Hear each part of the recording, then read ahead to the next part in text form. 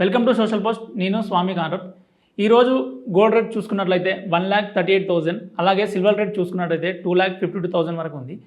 ఈ ఇయర్లో gold silver rates ఎంతవరకు పెరిగే అవకాశం ఉంది అనే విషయాల్ని నిహాల్ గారిని అడిగి తెలుసుకుందాం. నమస్కారం సార్. నమస్తే అండి. సార్, ప్రజెంట్ గోల్డ్ రేట్స్ అనేవి 1,38,000 ఉంది. అలాగే సిల్వర్ రేట్ చూసుకున్నట్లయితే 2,50,000 ఉంది. పోయిన ఇయర్తో పోల్చినప్పుడు ఈ ఇయర్లో రేట్స్ పెరిగే అవకాశం ఉందా? సో ఇప్పుడు మనం లాస్ట్ ఇయర్ మనం చూసుకున్నట్లయితే గోల్డ్ అండ్ సిల్వర్ అనేది అంత హై ప్రైజెస్ అనేది పెరిగిద్దని ఎవరు ఊహించలేదు. సో ఎంతో కొంత పెరిగిద్ది అని చాలామంది అనుకున్నారు, కానీ మరీ ఇంతలా పెరిగిద్దని ఎవరు అనుకోలేదు. సో ఇప్పుడు లాస్ట్ ఇయర్ మనం చూస్తున్నట్లయితే గోల్డ్ అనేది దగ్గర 60-80% అనేది రిటర్న్స్ అనేది మంచిగా ఇచ్చింది. అండ్ నెక్స్ట్ సిల్వర్ కూడా మరీ ఎక్కువ ఇచ్చేసింది. మళ్ళీ 140-150% సిల్వర్ అనేది రిటర్న్స్ ఇచ్చింది. సో ఇప్పుడు చాలామంది ఏమనుకుంటారంటే వాళ్ళ ఇన్వెస్ట్మెంట్ మొత్తం గోల్డ్ అండ్ సిల్వర్ మీద పెట్టడం జరుగుతుంది. అంటే లాస్ట్ ఇయర్తో కంపేర్ చేసుకుంటే ఈ ఇయర్ కూడా మళ్ళీ అలాగే సిచ్యువేషన్స్ రావచ్చేమో, గోల్డ్ అండ్ సిల్వర్ అనేది మళ్ళీ పెరగొచ్చేమో చాలామంది ఒక అపోహలో ఉన్నారు. సో ఏదైతే వాళ్ళ ఇన్వెస్ట్మెంట్ మాడ్యూల్ వాళ్ళ పోర్ట్ఫోలియోను మొత్తం డైవర్సిఫికేషన్ మొత్తం కమోడిటీస్ మీదే పెడుతున్నారు. సో ఇప్పుడు మరీ అంతలా పెరిగిద్దని. సో ఇప్పుడు నేను చెప్పేది ఏంటంటే కమోడిటీస్ అనేది మనం జస్ట్ ఒక 20% మాత్రమే మన పోర్ట్ఫోలియోలో ఉంచుకోవాలి. అంతకు మించి ఎక్కువ అనేది మనం ఉంచుకోకూడదు. అండ్ నెక్స్ట్ మనం చూసుకున్నట్లయితే గోల్డ్ అండ్ సిల్వర్ మనం చూసుకున్నట్లయితే సో లాస్ట్ ఇయర్తో కంపేర్ చేసుకుంటే ఈ ఇయర్ ఇప్పుడు గోల్డ్ మన ఎగ్జాంపుల్ తీసుకుందాం. సో గోల్డ్ అనేది దగ్గర ఒక 140 దాకా 145-140 దగ్గర ఎక్కడైనా టచ్ అయ్యి అక్కడ నుంచి కొంచెం హై వెళ్ళిపోతే ఇంకా గోల్డ్ని మనం టచ్ చేయలేము. సో ఇంకా ఎంతవరకు పెరిగే ఛాన్స్ ఉందని ఇంకా మనం కూడా చెప్పుకోలేము. అదే కొంచెం అక్కడ నుంచి కొంచెం కన్సాలిడేషన్ అయ్యి కొంచెం డౌన్ దగ్గర మనం పడిపోతే కొంచెం తగ్గితే అక్కడ కన్సాలిడేషన్ అయితే కింద సపోర్ట్ వచ్చేసి 1,26,000 1,25,000 అక్కడ వరకు రావచ్చు.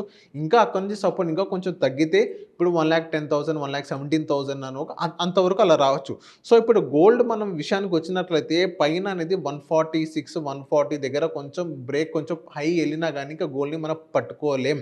సో ఇప్పుడు ఎవరైతే గోల్డ్ మీద ఇన్వెస్ట్మెంట్ ఏంటంటే ఒక ఫోమో ఉన్నది, ఫియర్ ఆఫ్ మిస్సింగ్ ఆపర్చునిటీ అని చెప్పేసి.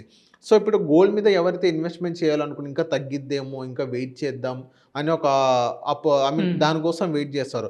సో అది వాళ్ళు ఇన్వెస్ట్మెంట్ చేయకుండా అటు చేయకుండా ఇటు చేయకుండా అలాగే హోల్డ్ చేసుకొని ఉంచుతారు. అండ్ ఇంకొంతమంది అలా వాళ్ళే ఏం చేస్తారంటే గోల్డ్ ఒకేసారి పెరిగిపోయింది అనుకో, అరే మనం ముందే ఇన్వెస్ట్మెంట్ చేసి ఉంటే బాగుండిద్ది అని ఇంకొంతమంది అనుకుంటారు. సో ఇప్పుడు నార్మల్గా ఇప్పుడు మీకు ఎగ్జాంపుల్ చెప్తాను, ఇంకో ఎగ్జాంపుల్. సో ఇప్పుడు ఒక 2 లైన్స్ ఉన్నాయి. సో ఈ లైన్ తొందరగా వెళ్తుందని మనం ఈ లైన్లో జంప్ అవడం, ఈ లైన్ జంప్ అయిన తర్వాత ఈ లైన్ వెళ్ళడం. సో మనం ఎక్కడున్న వాళ్ళు అక్కడే ఉంటాం. సో గోల్డ్ అనేది ఎలాగో పెరగదనే ఉంటుంది. సో గోల్డ్ మీద ఎవరైతే ఇన్వెస్ట్మెంట్ చేయాలనుకుంటారో ముందు తగ్గిందో పెరగడం ముందు చేసి అలా వదిలేయండి. అది ఎప్పుడు మీరు లాంగ్ టర్మ్లో మీరు హోల్డ్ చేసుకో కెపాసిటీ మీకు ఉన్నట్లయితే. సో ఇప్పుడు గోల్డ్ మీద ఇప్పుడు వాళ్ళు ఇన్వెస్ట్మెంట్ చేశారనుకోండి, ఇప్పుడు 1,38,000 ఉంది అని అనుకున్నారు. సో 1,38,000 దగ్గర వాళ్ళు ఇన్వెస్ట్మెంట్ చేశారు అనుకున్నారు. సో ఇప్పుడు ఈ 1,38,000 ఇన్వెస్ట్మెంట్ చేసిన తర్వాత గోల్డ్ అనేది తగ్గిపోతే, గోల్డ్ ప్రైస్ అనేది 1,20,000 దగ్గర తీసుకొని ఇంకా కొంచెం తగ్గితే అప్పుడు వాళ్ళు వెంటనే సెల్ చేసి ఇంకా లాసే కదా, వాళ్ళు లాస్ బుక్ చేసినట్లే ఉంటుంది కదా. సో అలా ఏంటంటే ఫస్ట్ మీరు ఇన్వెస్ట్మెంట్ లాంగ్ టర్మ్లో మీరు ఇన్వెస్ట్మెంట్ చేయాలని మీరు ఫిక్స్ అయితే సో ఇన్వెస్ట్మెంట్ అనేది మీరు ఎలా అయినా మీరు పెట్టుకోండి. అది పడిపోతుందని వెయిట్ చేయదు. మీరు మీ దగ్గర ఇప్పుడు డబ్బు ఉంటే ఎంతోకంటే ఇప్పుడు పెట్టుకొని రెడీగా ఉండేది. సో ఇప్పుడు గోల్డ్ అనేది పెరుగుద్ది, ఇప్పుడు 140 దగ్గర పెరుగుద్ది. సో రీజన్స్ చాలా రీజన్స్ అయి ఉండొచ్చు. ఇప్పుడు రూపీ ఇండియా వరల్డ్ మొత్తంలో చూస్తున్నది గత ఒక 2-3 వీక్స్ బ్యాక్ ఇండియాలోనే గోల్డ్ అనేది ఎక్కువ ప్రైస్. ఎందుకు డాలర్తో కంపేర్ చేసుకుంటే రూపీ అనేది కొంచెం వీక్గా పడిపోయింది. 90 రూపీస్ దగ్గర 91 దగ్గర అక్కడ ట్రేడ్ అయింది రూపీ అనేది. సో అలాంటి సిచ్యువేషన్ ఉన్నప్పుడు గోల్డ్ రేట్ అనేది పెరిగింది, గ్లోబల్ అన్సర్టనిటీస్ ఉంటాయి. సో ఇంకా చాలా కారణాలు ఉంటాయి గోల్డ్ పెరగడానికి. సో మనం లాంగ్ రన్లో ఇన్వెస్ట్మెంట్ చేయాలనుకుంటే ఇప్పటి నుంచే చేసి రెడీగా ఉంచుకోవాలి. అండ్ నెక్స్ట్ ఇప్పుడు సిల్వర్ చూస్తున్నాం.